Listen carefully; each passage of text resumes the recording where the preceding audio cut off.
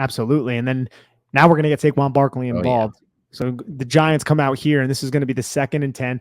Goes 40 yards to Saquon Barkley, who is aligned off the line of scrimmage in a stack with Richie James.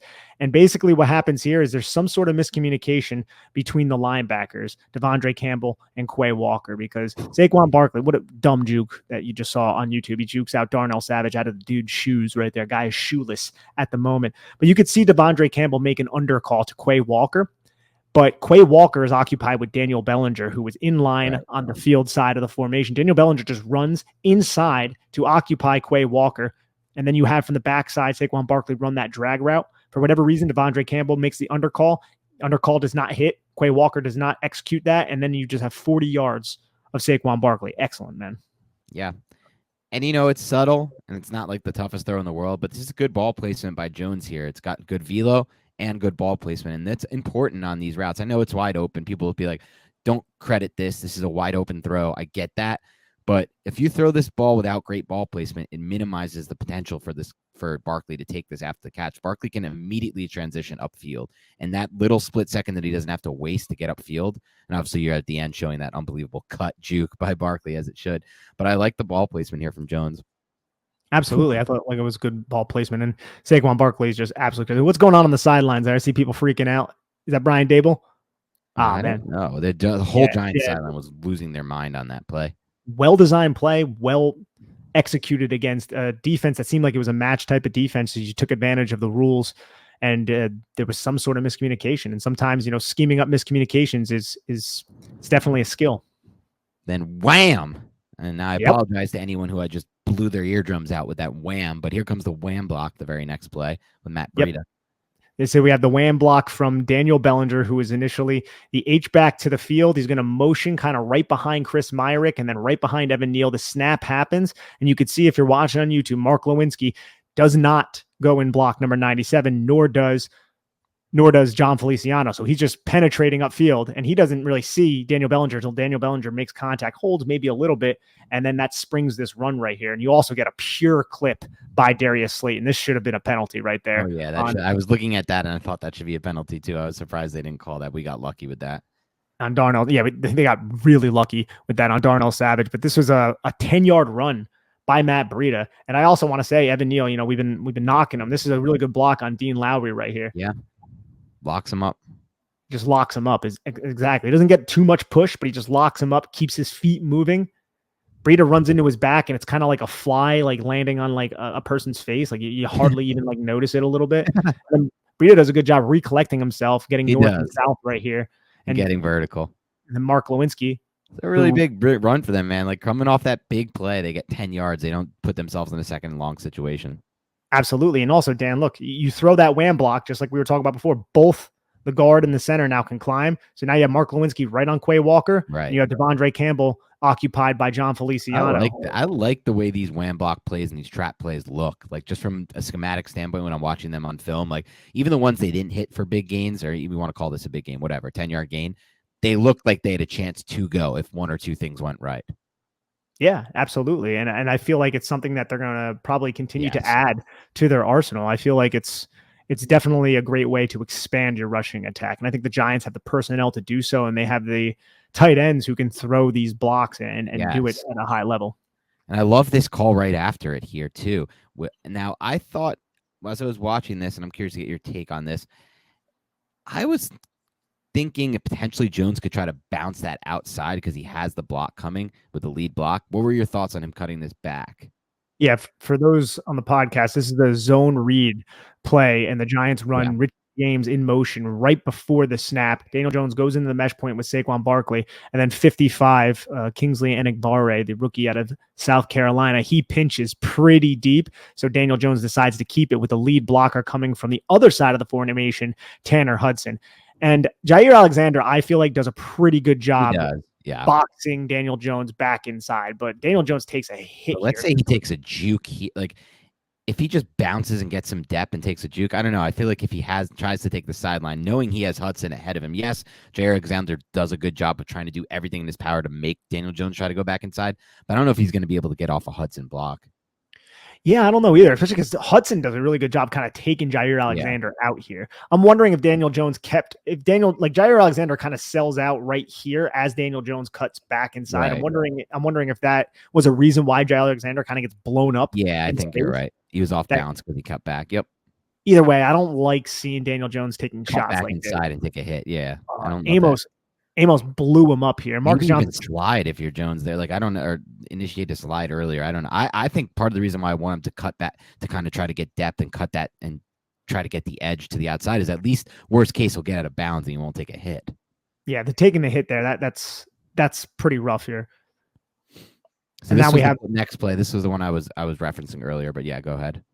Yeah, you just have a 3-by-1 set nub tight end who is in on the one receiver side, which is to the boundary with the running back on that side. And I feel like the Giants do a really good job running these nub type of routes, and then also having And the explain running real back. quick what a nub route It's is. just a tight end who's in line. So a tight end who is in line attached to the formation with 3 receivers on the other side. So he's not split out or anything like that. He's right next to Andrew Thomas or Evan Neal, whichever We side. talk a lot about 3-by-1s on this, and normally what we're talking about is a formation with a detached tight end. When some teams have been typically, at least more recently, using the one being that tight end, and that's detached on this. When Nick's talking about the nub, it means he's in line, correct? Attached, yes. He's in line. Yep, exactly. Like a lot of teams like the Chiefs, they'll use the Oh, 3-by-1 detached with Travis yeah. Kelce as the one. But what I love here is, and I feel like the Giants do a really good job with this, is they'll use the running back to release to the side of the nub.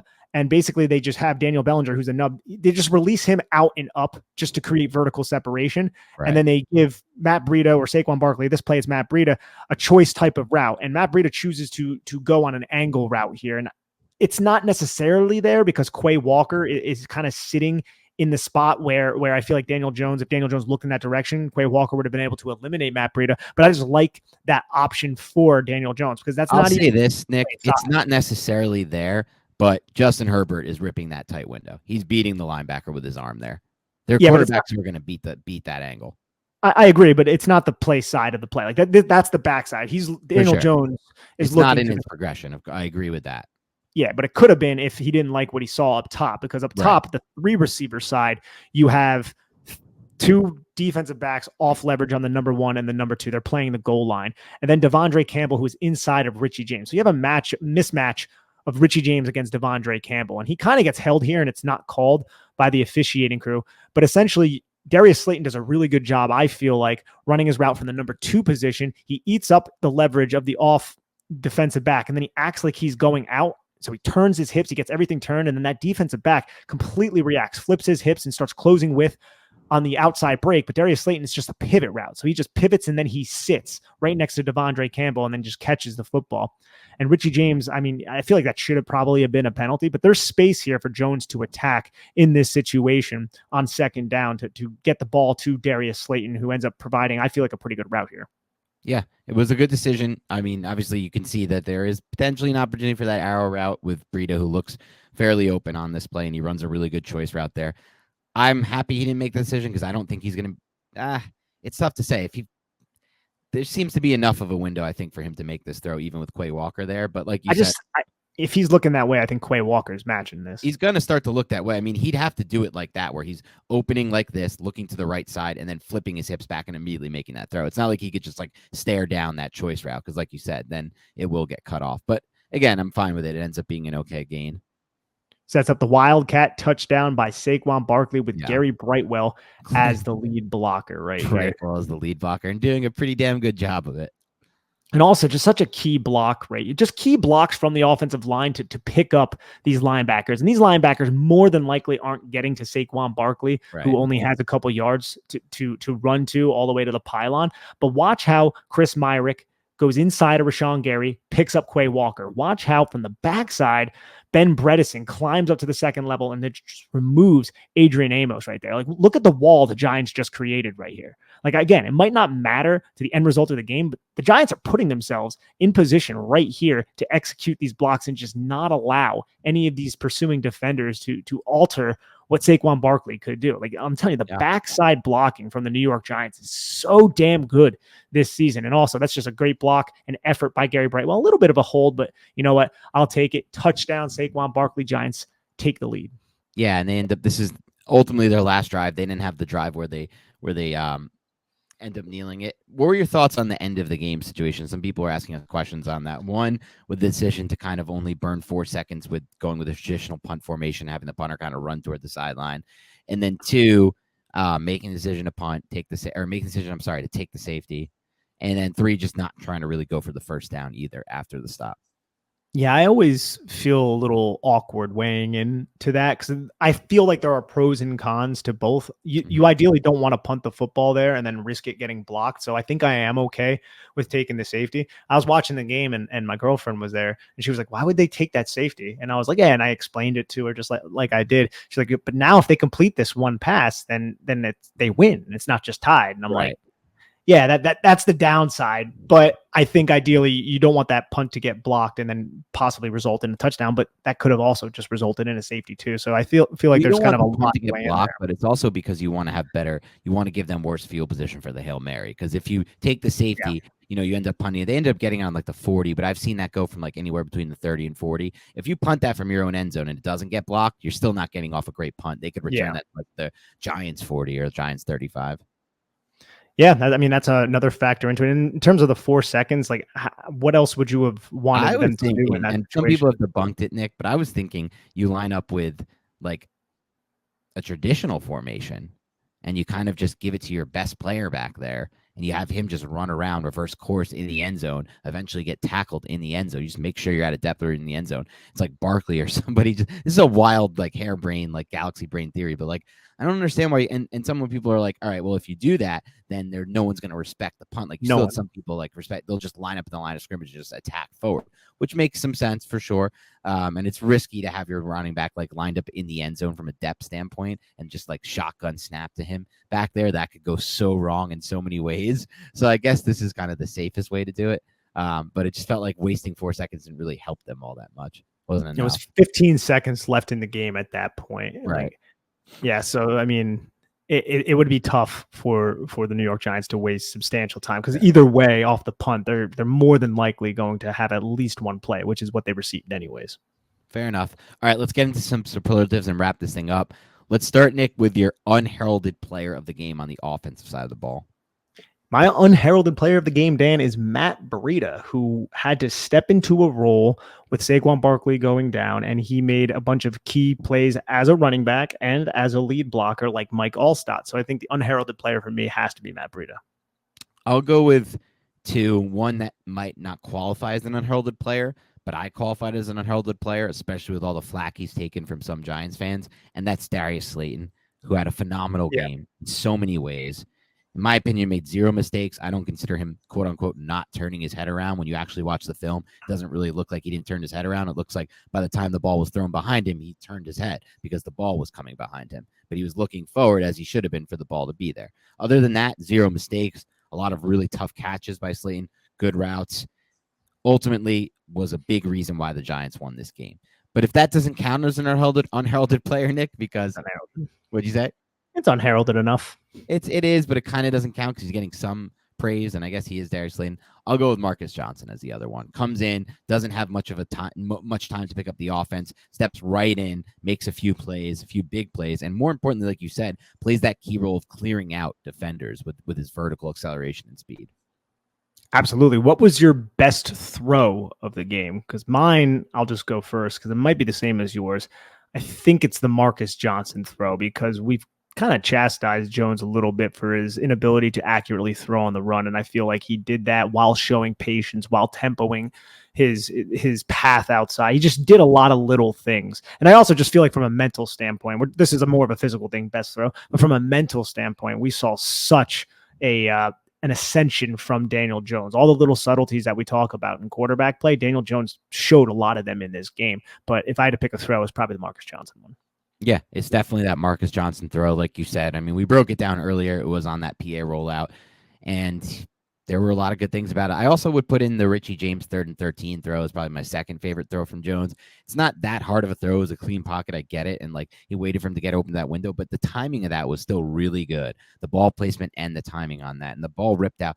I feel like in general from Jones this season, he's thrown the ball a lot better. Just purely talking about how the ball's coming out of his hand, I feel like it's looked a lot better. So that's just one example of it where it just came out nice, compact, on time, with velocity, and with good ball placement. So that would be the second one. How about the best route on film for you? Best route on film.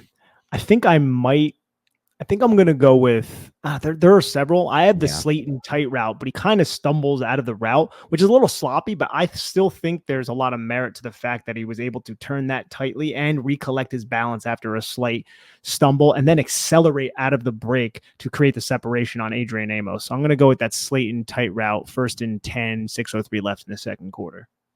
Yeah, I'm actually going to go with the one that we broke down earlier, the one that it was the one I'm trying to think. It was the drag and go route where Richie James kind of tempos that route. I think just the nuance of that route, like you broke down perfectly, Nick. Yeah. Where he has he uses that kind of like not super fast release off the line of scrimmage to kind of keep those linebackers like, is he really going to do anything? And then just bursts into that and then eventually runs that go.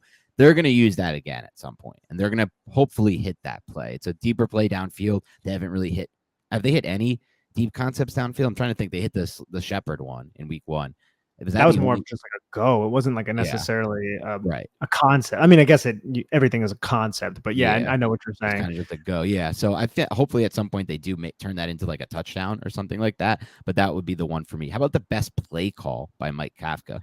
Geez, there are so many play calls to go from. I think I'm just going to go with the fact that he trusted his rookie tight end and go with the double reverse pass. Okay. But honestly, we talked so much about all the play calls. There are so many that you could choose here.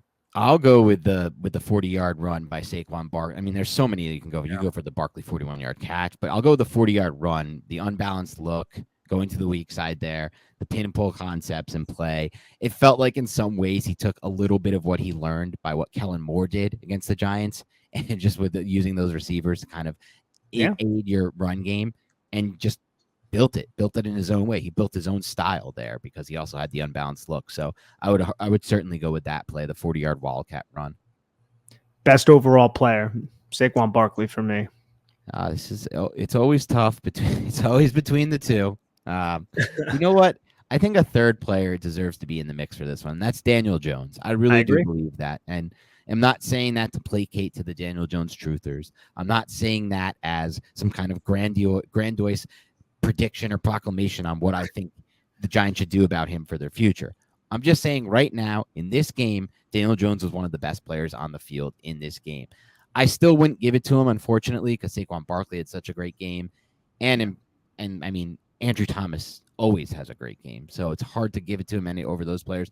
I'm going to go with Barkley, but I think Jones is certainly in the mix and could theoretically be on that tier, but at worst, the third best player in this game, which is not always the case. I'm right there with you. Now, I feel like this can be interesting, the pass blocking and the run blocking. Again, this team had like 5 traditional pass sets, Dan. It's very unconventional. It's so hard to grade this pass blocking 1 to 10 when, like you said, there's 5 traditional pass sets. There's half-field high-low reads. There's, in general, just a lot of these plays off the play action where the quarterback's just snapping his head around and throwing to the read that he expects to be there. And it's right away. It's right quick. It's not like there's really any way to evaluate this offensive line overall in that situation. Again, 5 traditional pass sets. If you go player by player, it's not that pretty. Like Feliciano and Bredesen, I thought were really bad in pass protection. Neal wasn't so great. Glinski was a little better, I thought, in pass protection than he has been. And Thomas is always just great. So from that standpoint, you can look at it like that. But then again, there were also plays where they blocked up some really nice pockets for Daniel Jones, which I haven't seen in a while. Like super squeaky clean pockets now, to be fair. Some of those were like 6-man protections versus 4-man pass rushes. So like you're expected to kind of have a good pocket for that. And just because it hasn't been happening or it didn't happen against the Cowboys doesn't mean it shouldn't happen. So I don't know, all that jumbled word play. I feel like Robbie J. Lou there just going through a bunch of words, but at least I was hopefully making some sense, unlike she did. And that's clearly going to be a reference that went over your head, Nick. Very few people understand that. There was a massive cheating scandal in poker recently, I saw you tweeting something about that. Yeah. Okay. So, but yeah, I think she's guilty. Well, there's no proof yet, but I'm like 92% sure. But anyway, all that to say, I'll give it like a 5.1. How about that? 5.1. I think I'm going to be a little bit more optimistic just Yeah, because you of should those be, clean but- pockets. True. I'll go with a 6.4. Yeah, I take it back. It's like I just think it's an NA. It's like an NA. No. I think you're right. I don't think you're wrong in your assessment because I do look at individually. I Right. don't look at the entire offensive line and be like, oh, wow, they were great. And you have to also account for the fact the Giants kept 6, sometimes 7 in, at least Right. as a chip and release type of players. So the coaching staff is doing everything to mask the deficiencies along the offensive line. It's just how do you weigh that? How do you weigh that exactly when we're giving this, arbitrary grade, if 1 to 10 with decimals, of course? Yeah, it is hard to figure it out, especially when you, like you said, the most important thing is they're not really running that many traditional pass sets. So that's when you really see them tested. But there were just a lot of examples when we watched the film of just like Bredesen getting beat too easily and too early, Neal getting beat, Feliciano getting beat, those three really. And so it's hard to give it too high of a grade. How about the run blocking 1 to 10? The run blocking, there were several run plays that weren't blocked up as well as I feel like they could have been. But the plays that were sprung were excellent. And I feel like that's because of scheme. I feel like that's because of non-traditional blockers. I feel like it's because of the blockers. Let's go with a strong 7.1. Yeah, I'll go 7.7. And again, maybe I'm crediting the scheme too much here, but there were some really well blocked plays by the Giants. And obviously there were other plays where we're like, if this one player executes his assignment, this could have gone for a big gain. And that's still, I'm still giving that type of play like a pretty good grade overall because the rest of the offensive line, the rest of the unit, including the tight ends, whoever you want to consider in the blocking on that play, was doing their job. It was doing a good job. So it's like one player, how much can I weigh it down with one player making a mistake, even if it's a big mistake? So I'll give it a 7.7. Love it, Dan. Love it, man. That right there, though, we're talking about something we've never talked about recently, right? Yeah, a lot of it is the scheme. Like we say that every podcast. Like a lot of it, like what a testament to the coaching. What a testament. It's not going to get old. We might just continuously just regurgitate that because it's so valuable. Like we said, man, if a Super Bowl is like a house, the foundation is set for the New York Giants, man. The foundation is set. The construction is underway right now with Brian Daboll and Joe Schoen, and that should just cause so much excitement. It might not be the same personnel, but they are on the path to victory right now with this leadership that's currently in place. Yeah, I like how somebody described it to me, Nick, in one of our Twitter conversations today. He's like, I feel like generally speaking, the NFL has like 20 plus coaching staffs and coaches that don't really make much of a difference on a week-to-week basis, 5 that are really giving you an edge and 5 that are really killing you. I feel like in the past, the Giants have had the past 2 years one of the 5 coaching staffs that really kills you with Judge and Garrett. And now, and even like Patrick Graham was pretty good. He's not Wink Martindale. Now that I'm watching Wink Martindale, dude, it's like, all right, man, he's nowhere close to that. Like he did some good things. He also had a lot more talent to work with, by the way. A lot more talent to work with. Blake Martinez when he was healthy, James Bradbury. So, but now that you're watching really good coaches, I feel like the Giants have somehow gone from being one of the 5 teams that every week is one of the 5 worst coaching staffs to now one of the 5 teams that every week is giving you that coaching edge, one of the 5 best. And that is probably the biggest reason why they're 4-1 this year. So it is. Yeah. It's the number one reason. And so kudos to them. They're going to keep it up. They're only going to get better, I think. So I love to see it. Anyway, thank you to everybody tuning in and watching along on Big Blue Banter on YouTube. We're going to do the defensive film breakdown tomorrow night. You'll see that. Later this week, we have a guest coming on to break down the Ravens game. And we'll probably throw some other content in too, because it's a lot of fun to talk about the Giants right now. And so thanks so much for tuning in. Please rate, review, subscribe to all the places to help us out that way. Otherwise, we'll talk to you soon. Have a great rest of your week.